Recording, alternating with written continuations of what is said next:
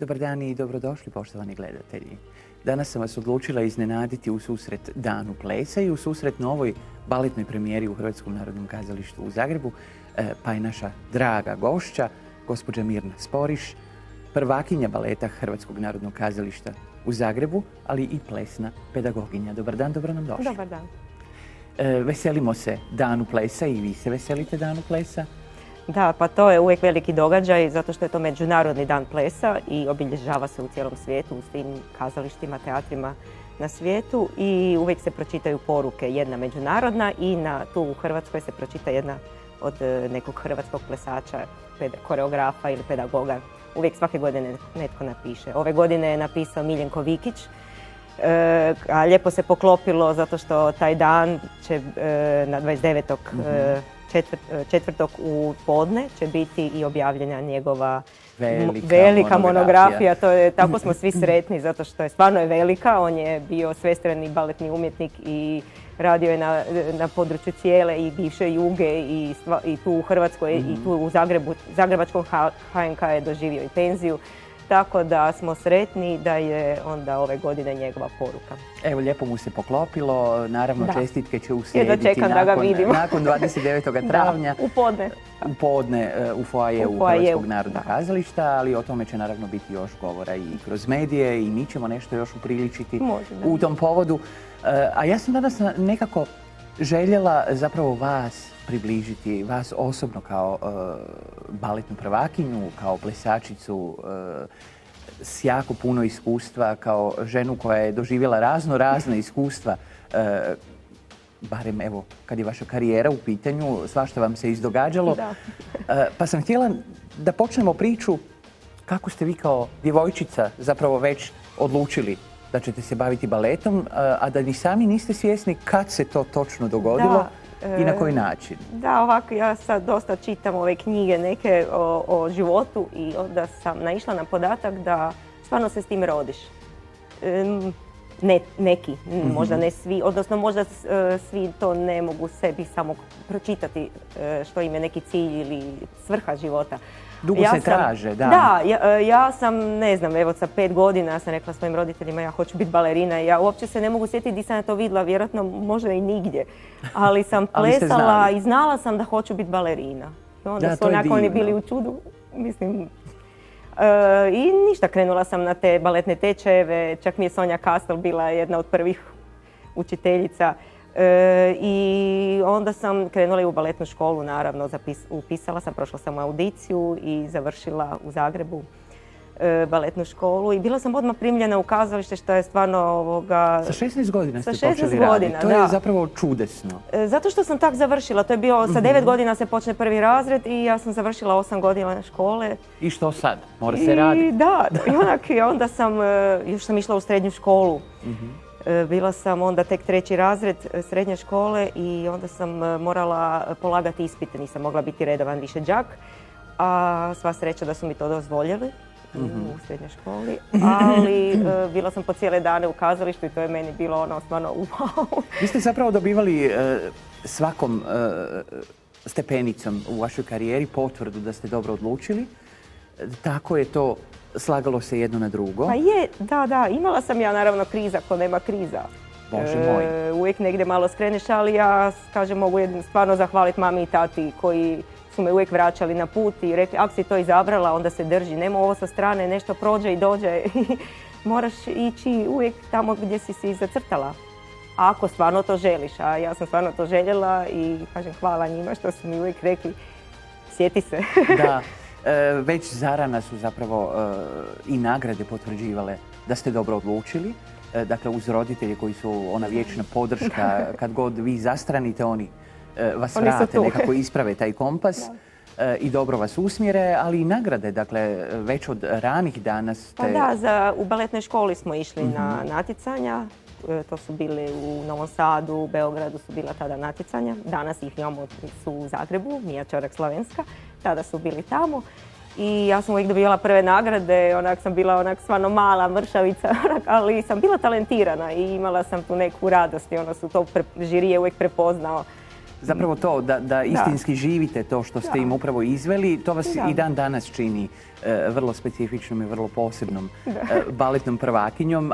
Vjerujem vrlo uskoro i vrsnom plesnom pedagoginjom. Vidjet ćemo, vrijeme će pokazati, nemate vi mira i sigurno sam da zapravo to što vi zovete nekako mirovinom neće biti baš nešto savršeno mirno. Ja sam otvorena za sve, ja jednostavno sve poslove prihvaćam jer me svaki posao nadograđuje i zato kažem neću planirati ništa, ovisi sad što će doći, naravno da sam tu. To je lijepo, budite otvoreni prema svemu, ja sam sigurna da to mora se primiti na pravu adresu kad to tako iskreno iz vas krene, a krenulo je. Ne biste se upustili zapravo u daljnje obrazovanje da niste imali ideju što i kako. Danas nosite svoju titulu s ponosom i vjerujem da će mnogi biti sretne mlade i male balerine i baletani dođu li u vaše ruke da im predate taj istinski žar. Da, pa ja sam uvijek rekla tehniku baletnu moraš imati, to je nešto što je stvarno neprikosnoveno, ali ono što ja stvarno mogu dati i što je moja ona vrlina, tu stvarno radost plesanja i ono da kad si na pozornici i napraviti neku ulogu od plesača, da nije samo, ne pleše se samo tehnika, jer onda si običan sportaš. Da. Mora biti nadogradnja i to te čini umjetnikom. Upravo to, ta umjetnička nadogradnja odražava se zapravo kroz to, kako ste vi to lijepo rekli, i mene kupili s tom rečenicom. Nemam tremu, nego istinski živim i jedva čekam izaći na tu scenu i jedva čekam zapravo razveseliti svoju publiku. Ja sam valjda među isto rijetkima koji nemaju tremu. Puno plesača ili glumaca i stvarno umjetnika ima tremu, što je i normalno. Zato što, ne znam, izlaziš pred publiku. Odgovornost, do tada si u dvorani, gledate samo koreograf, režiser i pedagog, tako da si stvarno nemaš tu vrstu odgovornosti i u dvorani uvijek znaš da možeš stati. Znači kad je predstava, kad krene 7:30, znači ide 3 sata in continue i moraš biti na vrhuncu i ne znam, ja jedva čekam. To je meni uvijek bilo onako, wow, jedva čekam da se digne zastor. I to je poseban osjećaj, pretpostavljam, kad zastor krene prema gore. Što osjećate? Možete li nam to nekako dočarati? Ne, osjeti se neki zrak, dođe iz publike. Neka vibracija. Da, i onda ta energija, odnosno i naša, i sve se to jedno stopi. Mislim da je to je za nas, to je to. To su te daske, uvijek kažemo daske koje život znači, ali stvarno je to tako. Ja sad možda plešem malo manje, naravno već su tu i godine i moje uloge više naravno ne mogu plesati kako sam plesala prije 5 godina. Ali i sa tim malim nekakvim dijelićem kojeg sad imam par minuta, nešto što plešem na sceni, ta cijela priprema je ista. Dođeš isto 2-3 sata ranije, šminkaš se, zagrijavaš se. Kao da ćete biti 3 sata. Ista stvar i odplešem to sa potpunim istim žarom. Ali to se vidi. To se vidi i osjeća i uvijek kad čujem natrag neke kritike od publike, onda Isuse, kako to je? Da. Zanimljivo je da je zapravo najveća ovako naizgled prepreka u vašoj karijeri došla zapravo ne vašom krivnjom, sasvim slučajno se tiče i vas raketiranje Zagreba. Imali ste svega 20-ak godina, 20 i koju. Dan danas imate uspomene u svome tijelu na taj događaj? Imam. Baš sam neki dan, evo sad će biti uskoro obljetnica, razmišljala. Ja sam stvarno pogođena od glave do pete, imam ih puno i još su u meni, neki su izvađeni geleri, neki nisu. Za neke je bilo bolje da ostane? Da, zato što su preduboko u tijelu i to se ne može vaditi. Bili ste na probi za Donau balet? Donau balet je bio prvi međunarodni projekt koji smo radili i došli su plesači iz svih okolne regije, zemalja i bilo nas je jako puno u dvorani, ne znam, preko 100-tinjak. I eto, to se desilo što se desilo. Sva sreća da smo svi ostali živi i cijeli projekt se prebacio poslije u Mađarsku, tamo smo vježbali i na kraju smo mi to izvukli i napravili i prošli pola Europe s tom predstavom. Stvarno je bila jako dobra, ali ja sam se vratila, ja sam rekla ja hoću to plesat. Ja sam jedva hodala, ne znam, i nisam se mogla micati sve, ali sam onak vježbala se da se povratim u formu jer sam rekla pa neće to mene valjda sad. Ali mislim da je to bio pokazatelj samo da li ja to stvarno istinski želim. Jer to je nešto... Možemo to i tako tumačiti, ali ja vam se zaista divim na toj čvrstini, na tom istinskom žaru i na rečenici pa neće me valjda jedno raketiranje Zagreba spriječiti da ostvarim sve što želim. I da ste vi ipak na toj premijeri nastupili, zaista vam treba skinuti kapu. Vjerujem da su sve ove godine vam ljudi skidali kapu zbog toga. Pa je, da, to je stvarno bilo jako brzo. Nakon 2 mjeseca smo se vratili u dvoranu. Ko je mogao, naravno. Neki se plesači su cijelu godinu sljedeću pauzirali i oporavljali se. To je trauma velika. Da, i psihički, ne samo... Psihička, da. Tjelesno mi to sve izvedemo, pa mi stalno imamo nekakve povrede. Tako da to sve ide u toku. Bar kod mene, Ali ste drugih vrsta povreda bili relativno pošteđeni. To je vjerojatno zato što ste očvrsli kao jako mlada balerina. Moj kolega, jedan plesač, Tomica Petranović, mu uvijek veli meni, Bože, kak je tebe Bog čuvao. Kaže, cijeli život si plesala bez jedne povrede. Mislim, ne mislići sad na ovo, ali plesačke. Da, ove klasične, očekivane. Meni su se tek prije 2 godine desile prve povrede. Prave, da sam slomila nogu i nakon toga sam se vratila, otplesala i onda sam ponovo, koljeno mi je izašlo na generalnoj probi Bajadere i drugi dan je bila predstava. Nisam mogla plesati, to je izašlo kad se vrati, ja sam ga vratila sama. Koji instinkt. Da, nevjerojatno. Ali ne, to se sve razvuče, ne može se to više, ne možeš plesati drugi dan, a ja sam čak dosta mjeseci je bilo meni potrebno da dođem k sebi. Mada sam ja vježbala svaki dan. A koliko ste puta pretrpjeli bol? To ne znam ni pričati. Svi me zezaju da se sjete mojih nogu zavezanih ili nešto. Ja kažem, ja sam plesač koji, na primjer, ne mogu dozvoliti da se zbog mene otkaže predstava. To se nikad nije desilo. I šta god da mi je nekakva boljka na tijelu, ja bi to ili zabandažirala ili popiš neki andol ili bilo šta. Ja kažem, zbog mene nećete otkazivati, zato što ja nisam nikad imala zamjenu. U skoro svim predstavama sam ja uvijek... Nema alternacije. Mirna je mirna. Ja sam uvijek tu, da. Uvijek su bili sigurni da sam ja tu, tako da sam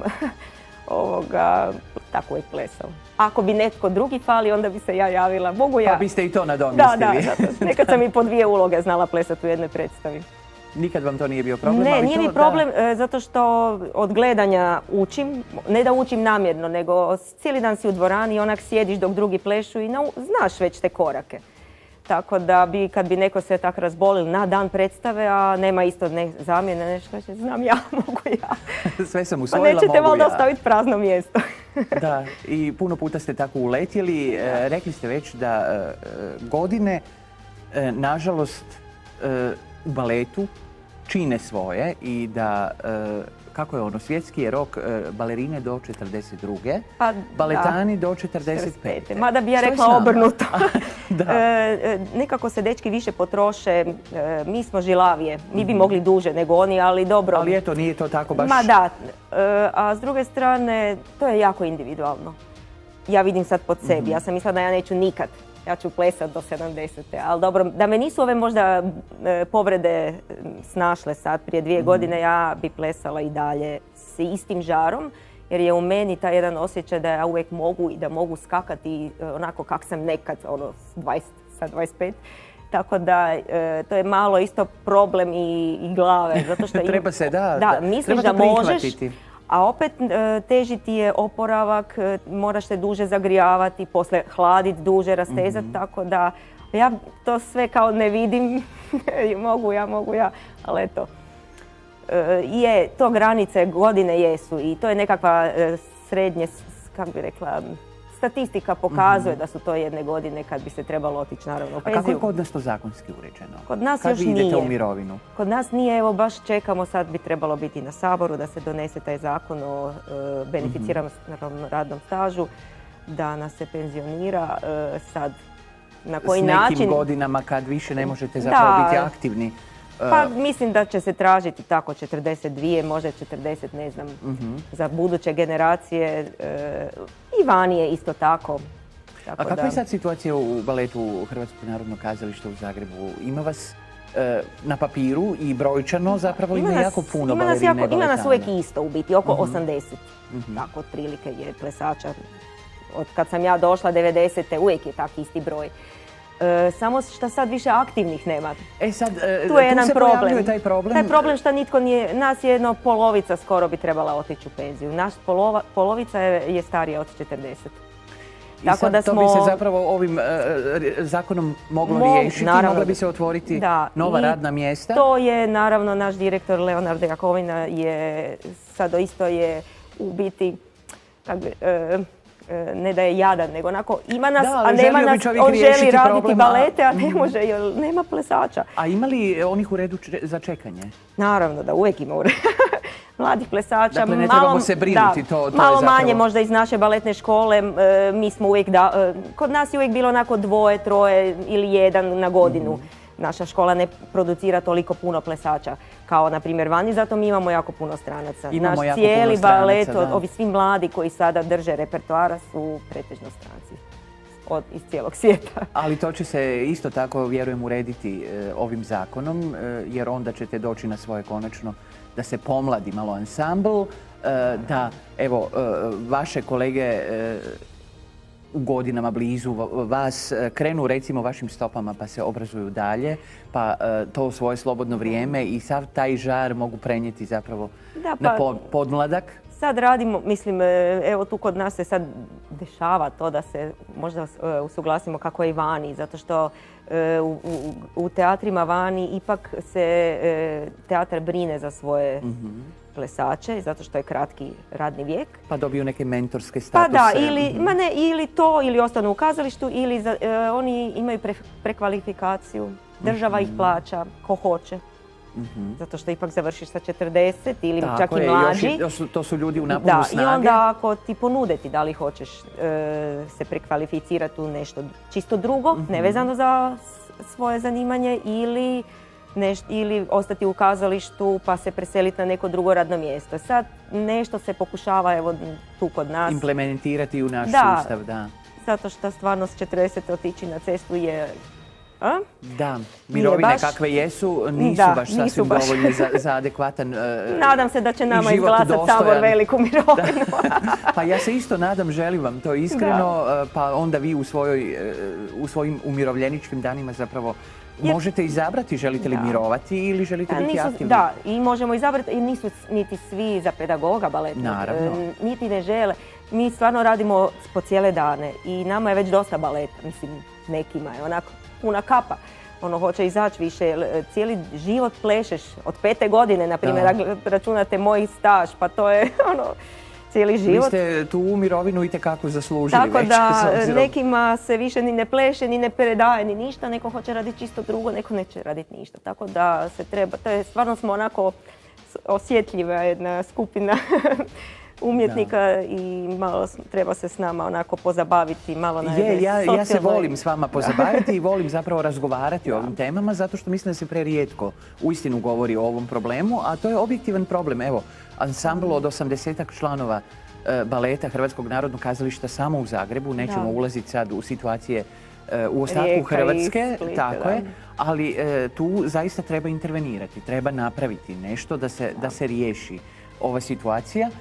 Ja znam da vi radite s puno žara, znam i da pripremate svaku novu premijeru, rekli ste već, bez obzira koliko ona od vas ta uloga zahtijevala. Za mene nema male uloge. Tako je, sve su uloge velike i za svaku se pripremate s jednakim žarom, ali znam pouzdano da su vas dvije obilježile su vam karijeru i zovete ih vašima.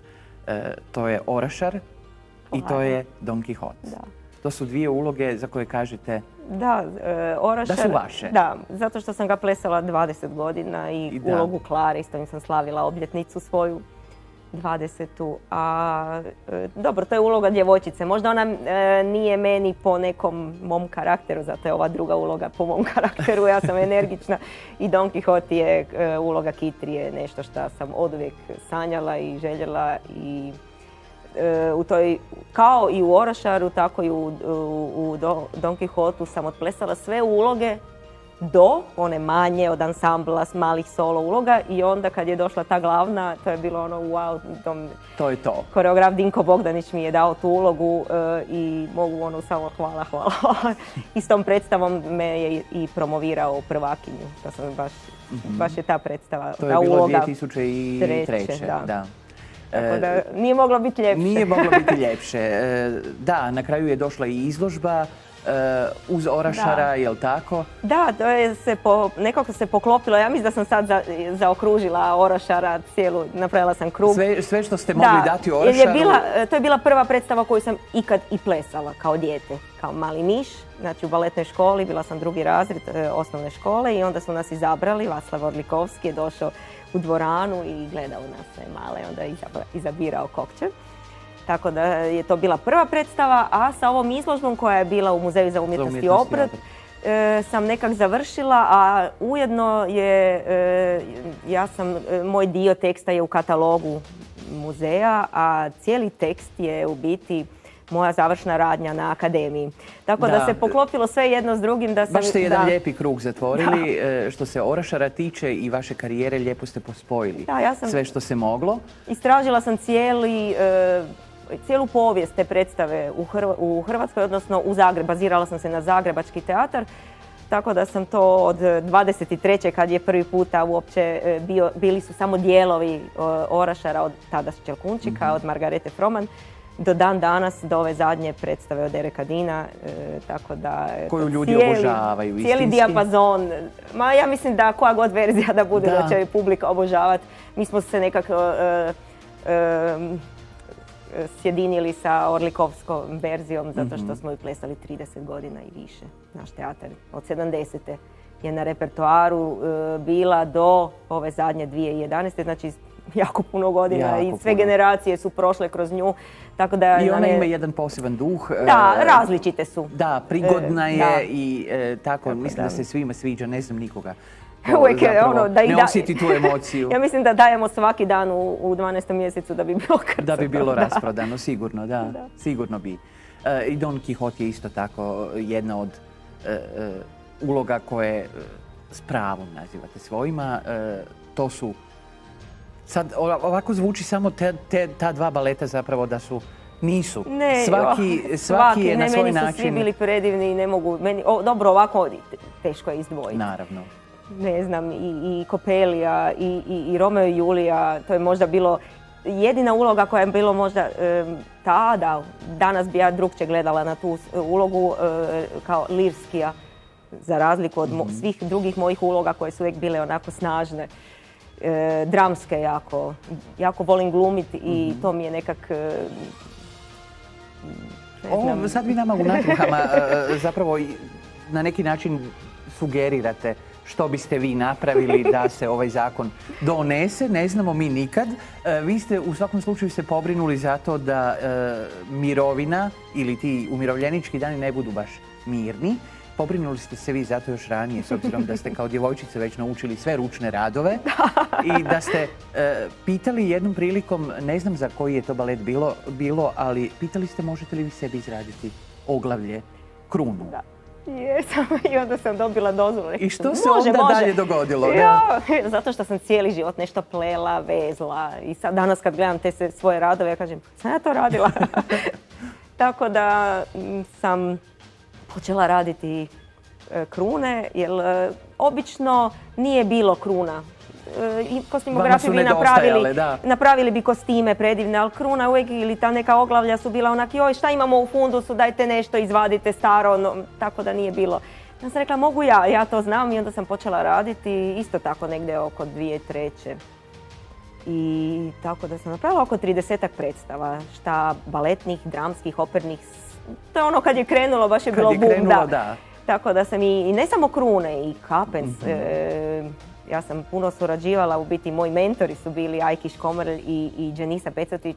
Njih dvije su mi stvarno bile od velike pomoći, učile su me svemu. Znam ja i šivati sve. Pa evo i danas nosite nešto što ste sami napravili. Da, obožavam šivati i nositi nešto drugačije. Ne volim biti uniformirana ni trendovski. Moram uvijek biti nešto što sam ja. Da, volite zapravo naznačiti i podcrtati taj svoj dio osobnosti. Pa moram, ne da moram, nego jednostavno ja sam tako, drugačija sam. I lijepo to nosite, tu svoju drugačijost. To je zapravo jedna lijepa ljudska osobina, ja je jako volim kod ljudi.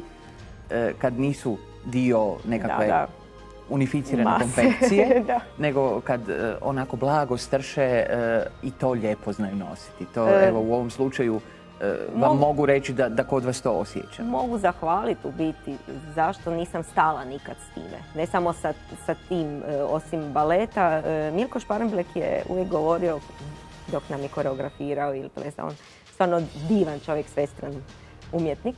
Uvijek je govorio, ne možeš biti umjetnikom, samo se baviti tom jednom sferom.